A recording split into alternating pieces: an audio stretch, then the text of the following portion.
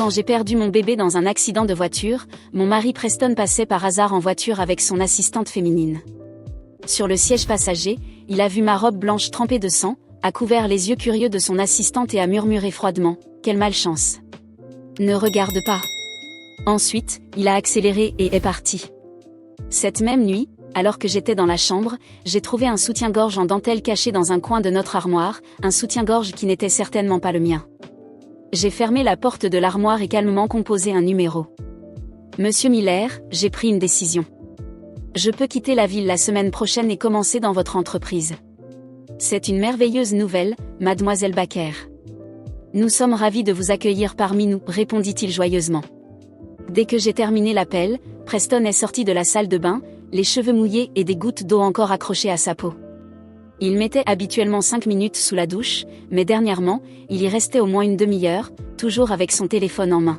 « Avec qui parlais-tu » demanda-t-il sans même lever les yeux de son téléphone.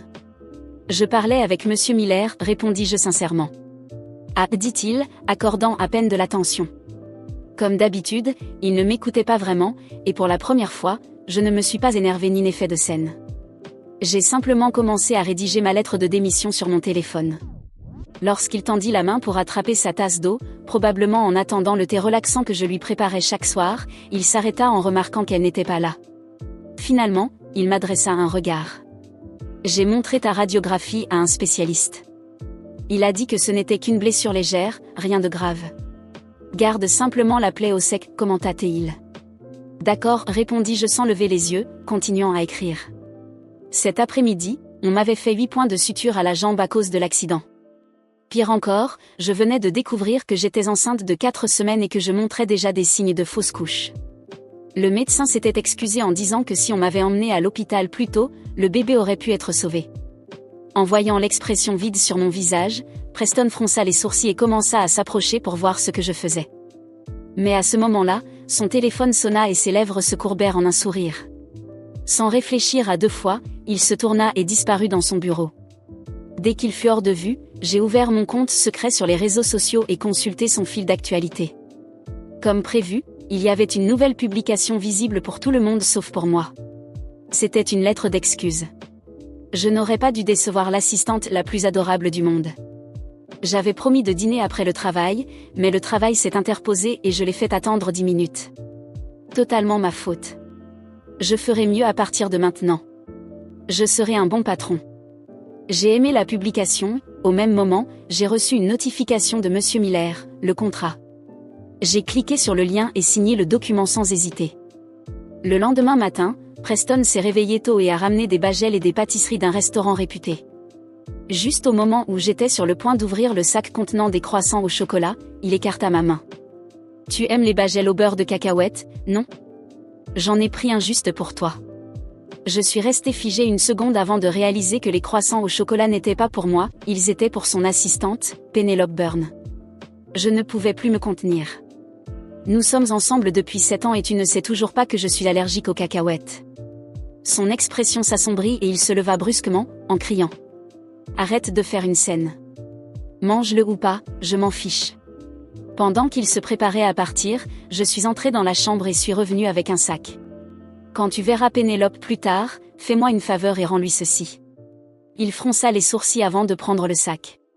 Lorsqu'il regarda à l'intérieur et vit le soutien-gorge en dentelle, un éclair de surprise traversa ses yeux. Il ouvrit la bouche comme s'il allait expliquer quelque chose, mais en voyant mon visage calme et indifférent, il se contenta de dire à Pénélope d'être moins négligente. « Oui, répondis-je d'un ton calme. » Sentant mon état d'esprit, Preston proposa. « Je peux t'emmener au travail aujourd'hui ? » 7 ans ensemble et pas une seule fois il ne m'avait emmené au travail. Peu importe la météo, il gardait toujours sa vie professionnelle et personnelle séparée. Mais Pénélope, dès son premier jour de travail en tant que son assistante, avait déjà été conduite par lui. Pendant que je réfléchissais à la différence entre la façon dont Preston traitait son assistante et sa propre partenaire, j'ai accidentellement laissé tomber ma fourchette par terre. Mes doigts tremblaient pendant que je me penchais pour la ramasser. Lorsque je me suis redressée, j'ai vu Preston debout dans l'encadrement de la porte, déjà prêt à partir. Sans regarder en arrière, il dit par-dessus son épaule. Quelque chose d'urgent est arrivé au bureau. Je t'emmènerai la prochaine fois. Puis il est sorti précipitamment par la porte. Une demi-heure plus tard, en boitant, je suis arrivée à mon bureau pour travailler. Pour une raison quelconque, mes collègues me regardaient avec un mélange de pitié et d'inquiétude. Plus tard, alors que je remplissais ma tasse d'eau dans la salle de repos, j'ai entendu 2 collègues chuchoter entre elles. « Alors c'est vrai ? Monsieur Sloan a vraiment quitté Olivia pour son assistante ? » ?»« Oui. Tu aurais dû le voir ce matin. Pénélope est arrivée avec une petite tache sur sa robe, et Monsieur Sloan l'a soulevée. » Devant tout le monde dans la salle de réunion, répondit l'autre. Ma main a glissé, et la tasse s'est brisée au sol. Les potins se sont instantanément tus. Je me suis penchée pour ramasser les morceaux, les jetant soigneusement à la poubelle. Sans dire un mot, j'ai fini par travailler tard. Il était plus de 10 heures quand, tout d'un coup, j'ai senti une main sur mes épaules. Olivia, murmura Preston, posant un manteau sur mes épaules. Pourquoi n'as-tu pas répondu à mes messages ? Je ne me suis pas retournée. À la place, j'ai vérifié mon téléphone pour voir un message de lui. Quel parfum de milkshake préfères-tu normalement ? Il y a 3 ans, je lui avais demandé le premier milkshake de l'été. À l'époque, il m'avait juste regardé avec mépris et dit « Un milkshake ? Tu veux que je te prenne un milkshake ? Olivia, tu as presque 30 ans. Ne me rends pas malade avec ces bêtises d'enfant. » Mais voilà qu'il était là, derrière moi, m'apportant un milkshake. J'ai concentré mon regard sur l'écran de l'ordinateur en face de moi, ignorant la boisson. « D'où ? Tu me suppliais pour cela, dit-il, semblant confus. Il est plus de 10 heures. Si je le bois maintenant, je ne pourrai pas dormir, dis-je avec indifférence. Il y eut un bref silence. Puis, sur un ton froid, il murmura. Je vais aux toilettes. Rentrons ensemble après. À peine 30 secondes plus tard, son téléphone s'est illuminé sur mon bureau. J'ai regardé du coin de l'œil et j'ai vu que c'était un message de Pénélope. Tu es un idiot. Qui envoie des dizaines de milkshakes en une seule fois ? Tu veux faire de moi un petit cochon ? Tremblante, j'ai détourné les yeux vers l'écran de l'ordinateur, sans y prêter attention, et j'ai continué à organiser les fichiers sur mon bureau. Nous sommes rentrés à la maison peu après 11 heures. Dès que je suis sortie de la voiture, je me suis dirigée directement vers la chambre et ai commencé à faire mes valises. Lorsque Preston est entré, tout juste sorti de la douche, il remarqua que ma commode semblait plus vide que d'habitude. Il fronça les sourcils, mais ne sembla pas s'en soucier. Je vais faire un voyage d'affaires à Paris le mois prochain. Si tu veux quelque chose, fais une liste et je te l'apporterai. Je n'ai même pas hésité. Non, je ne veux rien. Merci quand même. J'ai répondu sans intérêt. Après tout, j'allais partir dans quelques jours. Quel était le point ? Soudainement, il jeta sa serviette sur le lit et me regarda froidement. Et alors ? Tu es contrarié parce que je t'ai acheté le mauvais petit déjeuner ? C'est de cela qu'il s'agit ? J'ai ouvert la bouche pour lui expliquer que je n'étais pas en colère, mais il a lâché un grognement avant que je puisse dire quoi que ce soit. Tu sais que je ne supporte pas les femmes dramatiques. En nos 7 années ensemble, il avait toujours été le premier à imposer des traitements de silence. Et chaque fois, je m'humiliais pour m'excuser et arranger les choses. Mais cette fois, je me suis contentée de lever un sourcil et d'éteindre la lampe de chevet. Il est resté dans le bureau toute la nuit. Pour la première fois, il n'entendit pas un seul coup à la porte. Le lendemain matin, j'ai préparé le petit déjeuner pour nous deux, comme d'habitude. J'avais déjà terminé ma portion et je me préparais à partir travailler quand il est sorti de son bureau. Il tenait le téléphone à la main quand il m'a crié. « Prends ta journée pour 5 heures de l'après-midi, j'ai besoin que tu me fasses un gâteau fondant identique. » Lorsque je me suis assise sur le lit cette nuit-là après la fête, j'ai observé les valises à moitié faites qui étaient encore dans le coin de la chambre.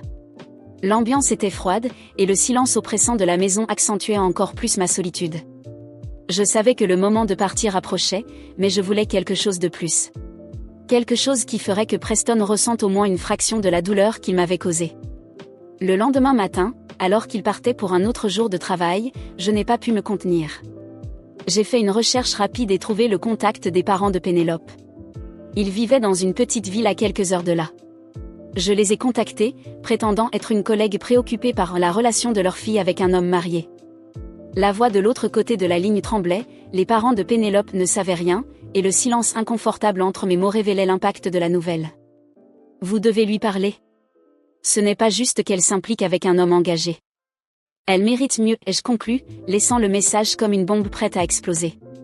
Ensuite, j'ai contacté les ressources humaines de l'entreprise où travaillaient Preston et Pénélope.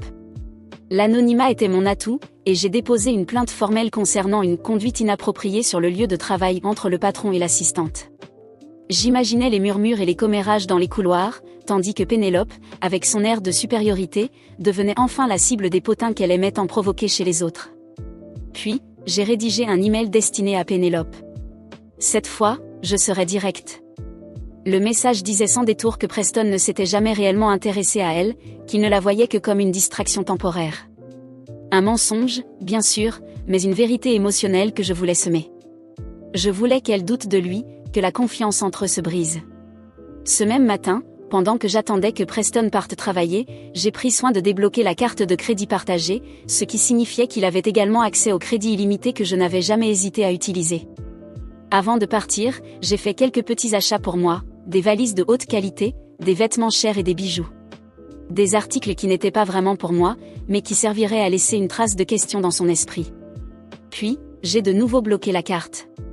Lorsqu'il essaierait de l'utiliser, il aurait une désagréable surprise. J'ai sorti toutes les lettres anciennes que Preston m'avait écrites au début de notre relation, des lettres pleines de promesses d'amour éternel, de me protéger dans les moments difficiles. Des promesses qu'il n'a jamais tenues. Avec soin, j'ai pris des photos de chacune d'elles et les ai réunies dans une enveloppe, accompagnée d'une note écrite à la main. Le pire dans le fait d'être trompé, ce n'est pas d'être remplacé par quelqu'un que tu aimes, mais d'être trahi par quelqu'un qui un jour a promis de te protéger. J'espère que tu comprends que, en me blessant, tu as aussi brisé la personne qui croyait le plus en toi. Je savais qu'il verrait cela comme un geste dramatique, mais je m'en fichais. Je voulais qu'il ressente le poids de ce qu'il avait fait. J'ai placé l'enveloppe dans sa valise, pour qu'il la trouve seulement lorsqu'il arriverait à Paris, pendant son voyage d'affaires. Le jour où j'ai finalement décidé de quitter la maison que nous partagions, j'ai fait mes valises pour la dernière fois, soigneusement, et j'ai envoyé un message à Preston. Je pars aujourd'hui.